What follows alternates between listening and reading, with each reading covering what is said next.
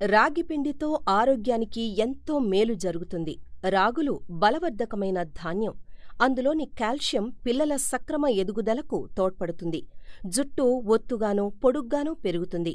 రాగుల్లో iodine పుష్కలంగా లభిస్తుంది.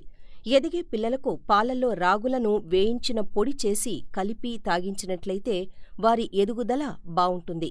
మధుమేహ వ్యాధికి రాగులతో చేసిన ఆహార పదార్థాలు, రాగుల గంజి, పాలల్లో కలిపిన రాగుల పానీయం చక్కని ఔషధంగా పనిచేస్తాయి.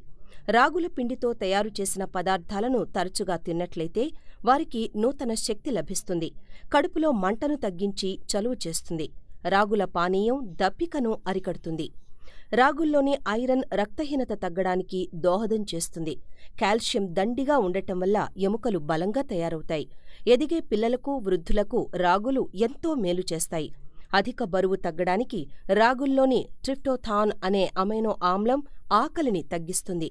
వయస్సుతో పాటు వచ్చే సమస్యలు త్వరగా వృద్ధాప్యం రాకుండా చూసుకోవచ్చు. రాగులతో రాగి మాల్ట్ చేసుకుంటే తిరుగులేని ఆరోగ్యం పొందవచ్చు. ఈజీగా రాగులతో చేసుకునే ఆహారం రాగి మాల్ట్. సూపర్ మార్కెట్లోనూ రాగి మాల్ట్ లభిస్తోంది. అయితే కాస్త తీరిక చేసుకుని ఇంట్లోనే రాగి మాల్ట్ పిండిని తయారు చేసుకోవచ్చు. రాగి మాల్ట్ తయారు చేసే విధానం. రాగి మాల్ట్ తయారు చేయడానికి రాగులను 18 గంటలు నీటిలో నానబెట్టాలి. ఆ తర్వాత నీళ్లను వంపి పలుచని కాటన్ గుడ్డలో వదులుగా మూటకట్టాలి. ఈ మూటను గాలి తగిలే చోట ఉంచి అప్పుడప్పుడు మూటపై నీరు చిలకరించాలి. 1-3 రోజుల్లో మూటలోని రాగులు మొలకెత్తుతాయి. వీటిని నీరెండలో ఆరబెట్టాలి. ఆ తర్వాత సన్నటి సెగపై పెనం పెట్టి మంచి వాసన వచ్చే వరకు మొలకెత్తిన రాగులను వేయించుకోవాలి. ఆ తర్వాత పొడిగా చేసుకోవాలి. సువాసన కోసం కొద్దిగా యాలకులను కూడా వేసుకోవచ్చు. ఈ పిండిని గాలి జొరపడిన డబ్బాలో నిల్వ చేసుకోవాలి. గ్లాస్ వేడి నీటిలో 2 టేబుల్ స్పూన్ల రాగి మాల్ట్ పొడి వేసి మరిగించాలి. దీనికి పాలను చేర్చి చక్కెర లేదా ఉప్పు కలిపి జావలాగా తాగొచ్చు. మాల్ట్ చేయడం వల్ల పోషకాలు వృద్ధి చెందుతాయి. వీటిలోని శక్తి, మాంసకృతులు, ఏ, బి, సి వైటమిన్లు, ఖనిజ లవణాలు ఎక్కువగా ఉంటాయి. రాగి మాల్టులో అమైలైజ్ అనే ఎంజైమ్ ఎక్కువగా ఉంటుంది. ఇది జీర్ణ శక్తిని పెంపొందిస్తుంది.